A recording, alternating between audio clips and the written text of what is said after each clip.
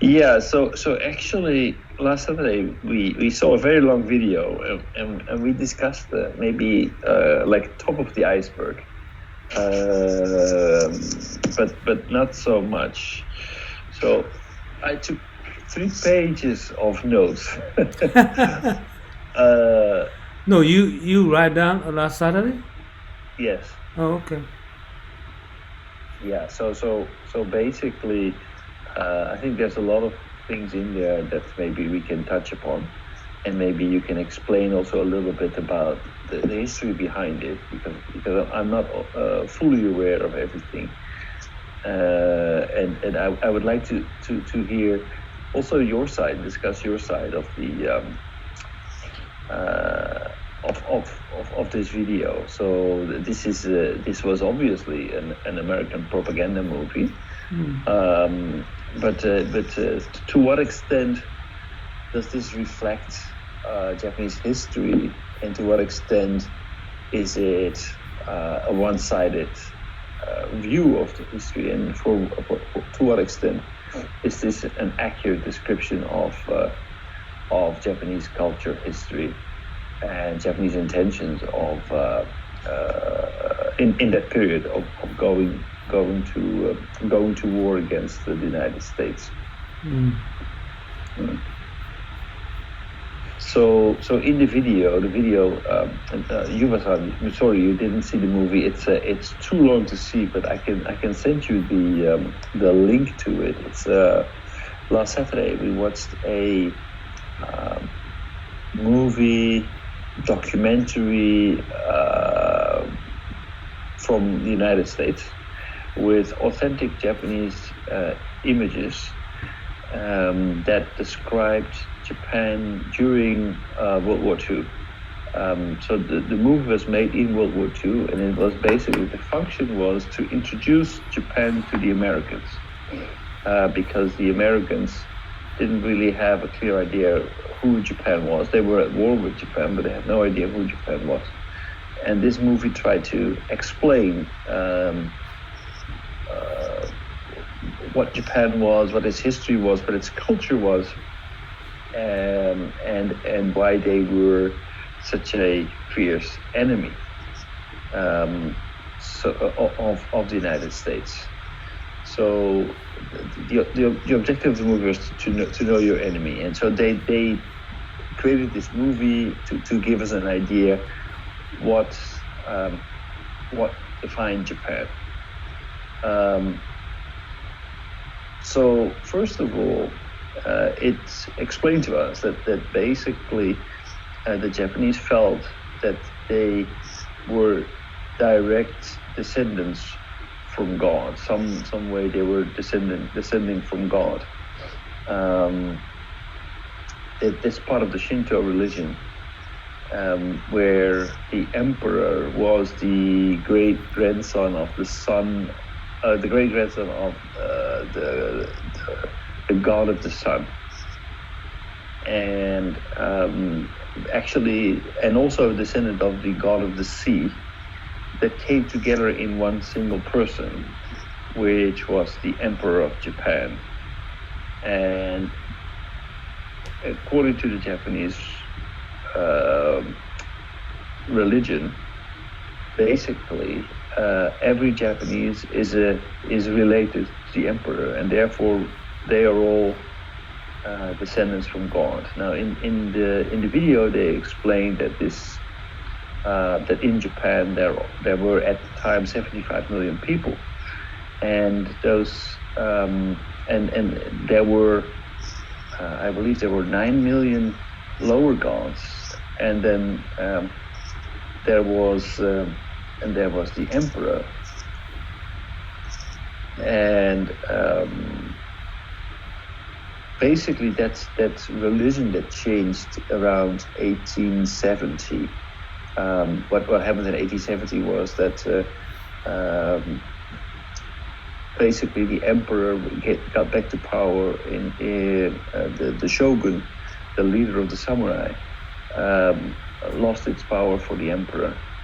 And according to the people in the documentary, the emperor got more power, and also the Shintoism changed, and they talked about Hoko Ichiyu, and what they explained about Hachiko Ichiyu. Hachiko. Okay. Hachiko, okay, I wrote down Hoko Ichiyu. Eight items. Hachiko. So the idea behind that was that Japan had a legitimate right to dominate the world, the seven seas, and basically it was up to Japan to dominate the world, and first of all, I would like to ask you, what is your interpretation of Ichiyu?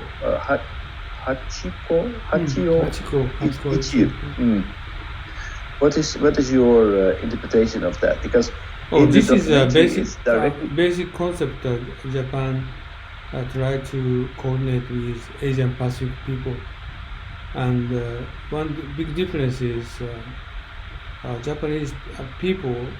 Government, they didn't intend to invade Asia Pacific. Instead, they tried to organize everybody with the same equalization, even under the World War II.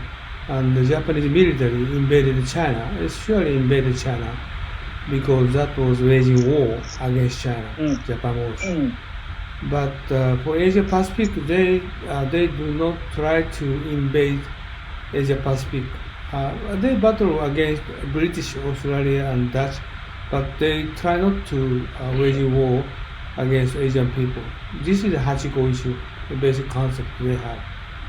And also the Chosen, they occupied Chosen in 1910.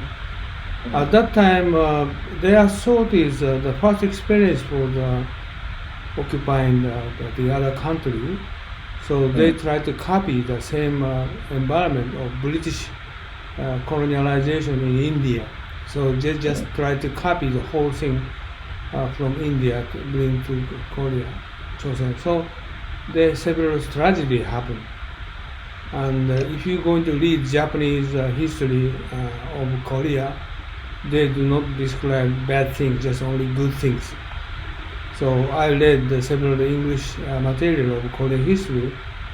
They tell that some bad thing, Japanese invasion. Actually, they invaded Korea. And Manchuria is different. They just this is who is Japanese person? I forgot the name. But anyway, Japan actually invaded Manchuria, military invaded. But after invaded Manchuria by military, and Japanese government tried to establish Manchuria country. Since then, they tried to organize peacefully on that area instead of military colonialism. This coordination. So this is bad thing and good thing mixing. So many historians confusing writing the history. But bad thing is actually military invaded Manchuria. But after that, Japanese government tried to organize. Of course, this is Japanese government control the Manchuria country. Right. But they are trying to peacefully and coordination. But actually, colonialism and invasion style is different from the rest of the world. This is a Hachiko issue. But how is it different from, let's say, okay, let's keep it close to home. This is a big issue. What's different from the rest of the world, the colonialization? The Japanese government tried to treat them as equal of human being, even though going to Singapore, Malay, Philippines try to equal those people and with Japan. And Philippines, okay, just one thing is some experience, but the experience is they try to caught women selling brothers. Sort of things, some bad things happen. This is a military they did wrongdoing, and some, as you know, it's the same as Westerners. Some generals is bad generals. Some majority of generals very good peacefully. They try to occupy those countries, and always I'm talking about this is Tsuji Masanov is a bad general. He tried to kill hundreds of Philippine officers.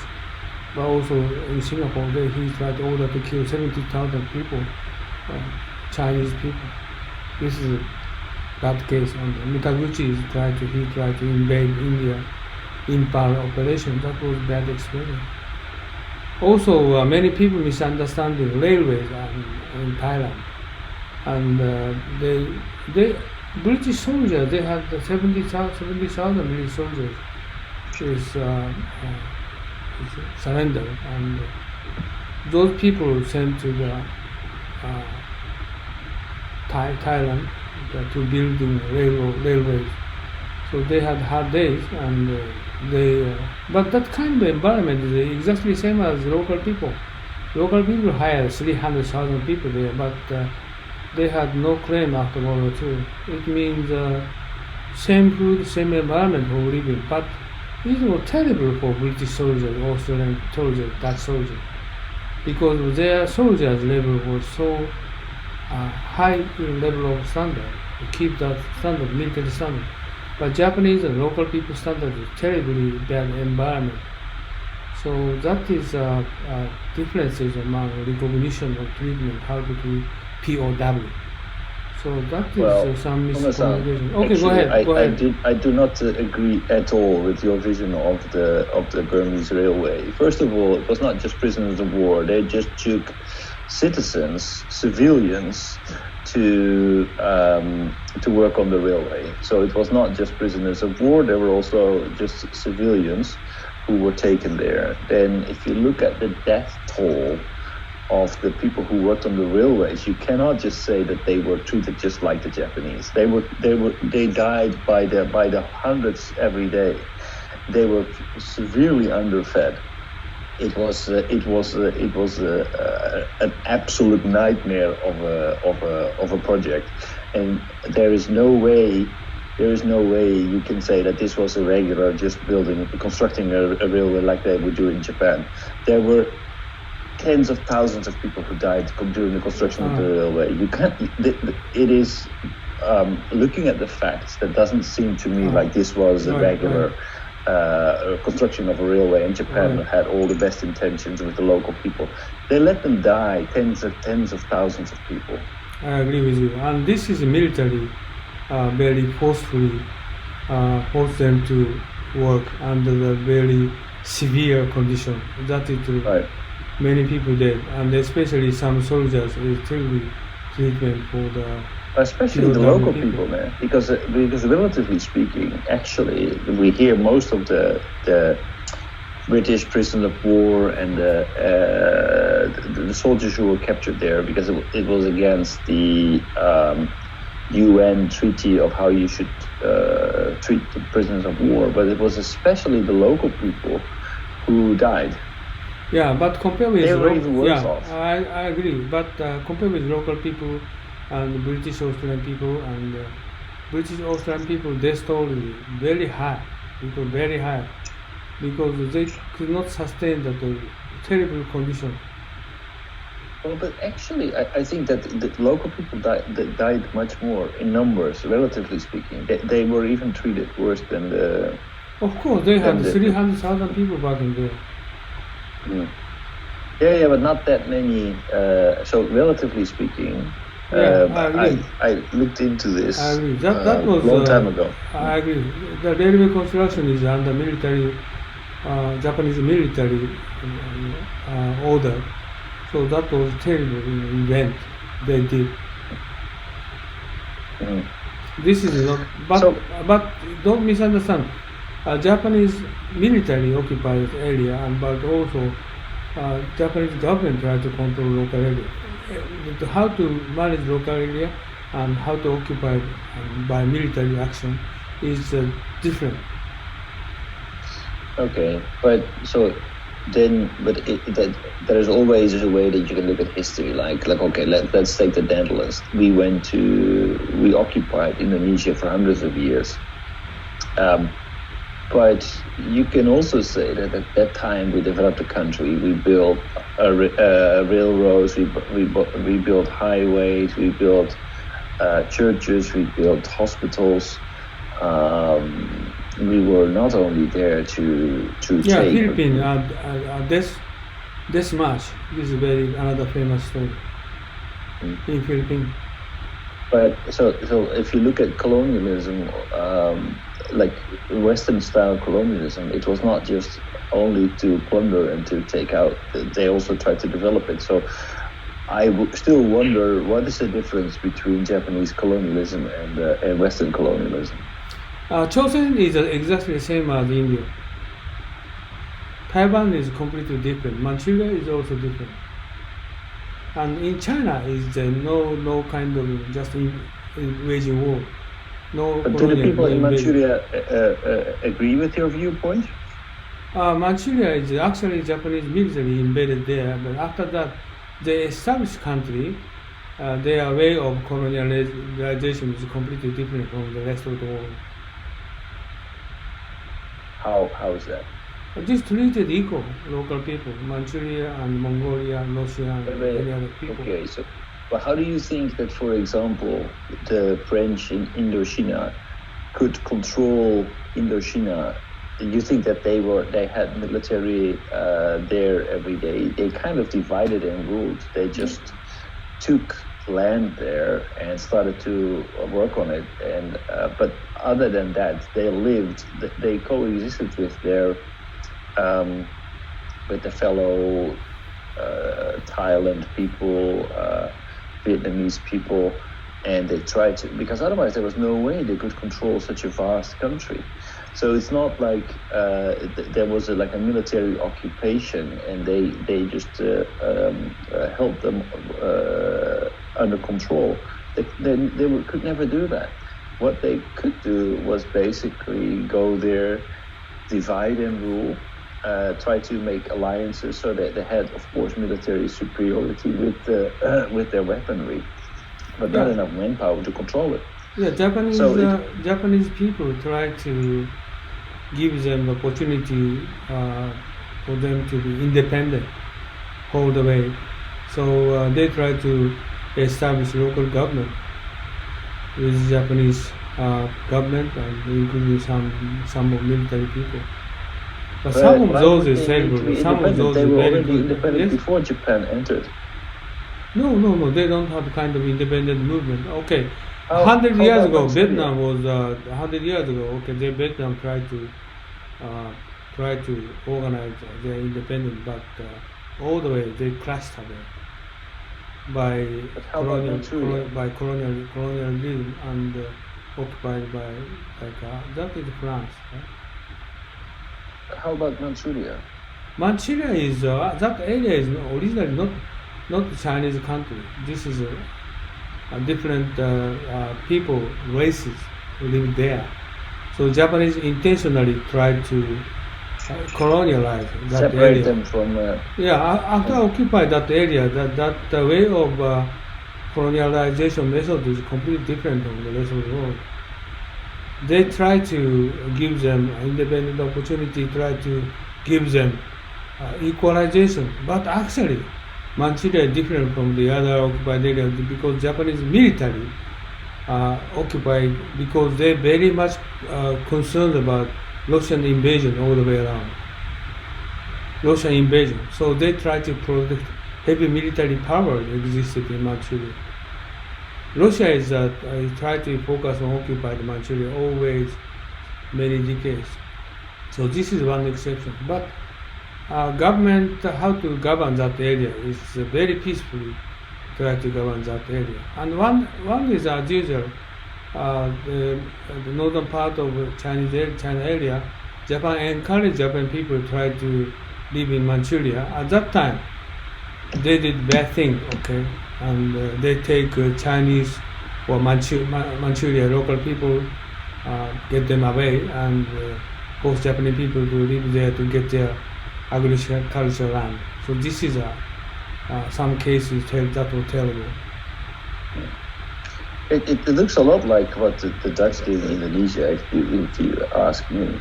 No, I mean, no, completely different. Dutch basic concept is they never treat the local people as equal like with Dutch people. Japan tried to treat them as completely equal.